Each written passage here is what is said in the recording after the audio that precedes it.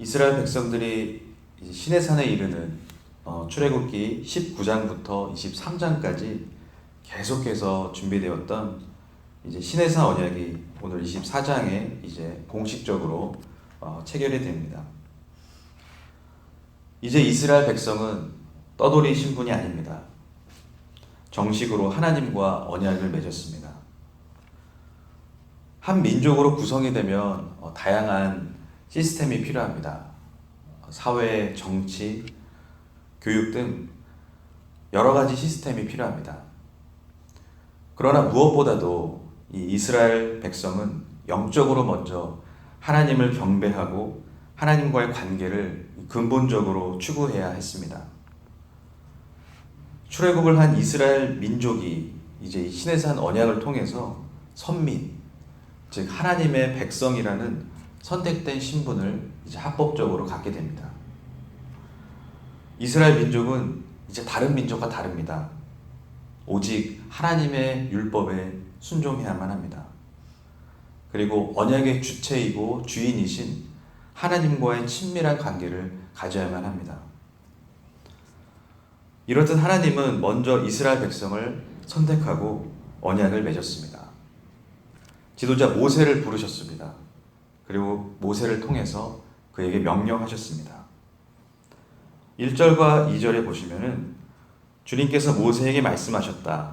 너는 아론과 나답과 아비후와 이스라엘 장로 70명과 함께 나 주에게로 올라와 멀찍이 엎드려서 나를 경배하여라. 모세 너 혼자서만 나 주에게로 가까이 나아오고 그들이 나에게 가까이 와서는 안 된다. 백성은 너와 함께 올라오지 않게 하여라. 모든 사람은 죄인이기 때문에 거룩한 하나님 앞에 설 수 없습니다. 하지만 모세는 하나님과 이스라엘 백성 사이에서 중보자 역할을 했기 때문에 바로 거룩한 존전에 하나님 앞에 나아갈 수 있었던 것입니다. 이것은 마치 죄인인 우리가 십자가를 지시고 올라가신 예수 그리스도를 통해서 하나님의 앞에 아무 거리낌 없이 나아갈 수 있는 것처럼 말입니다. 그런데 3절을 보시면은 백성들의 대답이 나옵니다. 모세가 내려와서 백성에게 주님의 말씀과 법규를 모두 전하니 온 백성이 한 목소리로 주님께서 명하신 모든 말씀을 지키겠다고 대답하였다. 이 언뜻 보면 백성들은 당연한 듯한 한 목소리로 주님께서 명하신 모든 말씀을 지키겠다고 당당하게 다짐합니다. 마찬가지로 7절에도 보시면 그리고 그가 언약의 책을 들고 백성에게 낭독하니 그들은 주님께서 명하신 모든 말씀을 받들어 지키겠다고 말하였다. 그런데 우리는 여기서 이 백성들이 얼마나 많은 약속을 깨트리고 하나님을 배반하고 그런 장면들을 우리는 그 전에도 많이 볼 수 있습니다.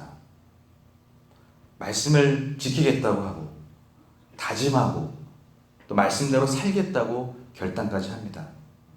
대답은 너무나 맞고 그럴듯하지만 그들은 상황이 조금만 바뀌면 태도가 바로 달라집니다. 우리는 출애굽의 여정을 통해서도 그런 모습들을 더 잘 알 수 있습니다. 하나님께서 홍해를 가르시고 그들이 이제 수르 광야로 들어갈 때 그들은 물을 만났습니다. 그러나 그 물이 너무나 써가지고 불평을 합니다. 주님은 거기서 그 마라의 쓴물을 단물로 달게 만들었습니다. 그리고 그들은 갈증을 해소했죠. 또한 주님이 내려주신 만나와 메추라기를 먹었습니다. 그러나 불평하고 하나님을 원망해서 결국 광야의 1세대 많은 민족들은 다 멸망하고 말았습니다. 이후에도 나오지만 모세가 시내산에 내려오지 않자 그들은 하나님과 모세를 잊어버리고 금송아지를 만들어서 경배하고 찬양합니다. 과연 그것이 구약에서만 뿐일까요? 아니죠. 신약에서도 제자들은 스스로 예수님께 앞으로 나와 다짐을 합니다. 우리는 예수님을 버리지 않겠습니다. 예수님을 끝까지 따라가고 죽을 때까지 예수님과 함께 있겠습니다. 라고 다짐합니다. 그러나 상황이 바뀌고 예수님이 체포되자 도망가고 수제자 베드로마저도 궁지에 몰리자 예수님을 모른다고 3번이나 부인하고 저주까지 합니다. 여러분 어떻습니까? 이것이 과연 그들만의 문제일까요? 어쩌면 우리의 모습과 너무 흡사하지 않습니까? 왜냐하면 이것이 바로 인간의 본 모습이기 때문입니다. 성경은 인간의 본 실체를 적나라하게 보여주고 있습니다. 아무리 강조합니다. 결단합니다. 다짐합니다. 사람의 힘으로는 도저히 하나님의 말씀을 바로 지킬 수가 없는 것입니다. 구약의 율법도 마찬가지입니다. 주님이 먼저 언약을 맺으시고 찾아오셨습니다. 그리고 실패한 백성들에게 다시 또 언약을 맺으십니다. 영원히 백성과 함께 있겠다고 하나님은 또다시 약속합니다. 하나님의 말씀은 하기 힘든 명령이 아닙니다. 그것은 하나님의 약속인 것입니다. 우리가 말씀대로 살 수 있도록 만들어주시는 분이 바로 하나님이시기 때문입니다. 우리가 다짐하고 결단하고 노력해야 하는 것이 아닙니다. 하나님의 약속이고 하나님의 계획입니다. 그리고 하나님이 성령을 통해서 결국 우리를 만들어 가십니다. 수고하는 분, 일하는 분이 바로 우리가 아니라 하나님이시기 때문입니다. 그러므로 그 하나님은 오늘도 일하십니다. 하나님은 여전히 우리와 친밀한 관계를 원하시기 때문입니다. 우리가 11절에도 보시면은 주님께서는 이스라엘의 지도자들을 손으로 치지 아니하셨으므로 그들이 하나님을 뵈며 먹고 마셨더라고 나옵니다. 내가 여전히 변하지 않고 똑같습니까? 변한 게 없습니까? 아니면 하나님과의 관계가 소원해졌나요? 우리의 연약함을 이미 아시는 주님은 우리를 끝까지 포기하지 않으십니다. 그리고 여전히 우리와 함께 하나님과 교제하기를 원하십니다.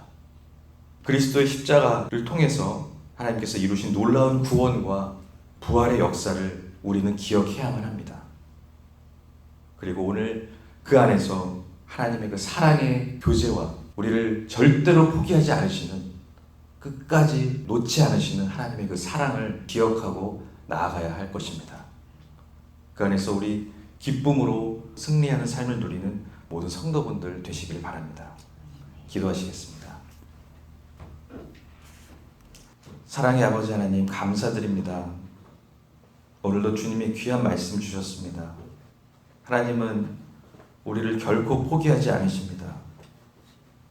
하나님, 그 하나님의 사랑을 우리는 기억합니다. 은혜를 기억합니다.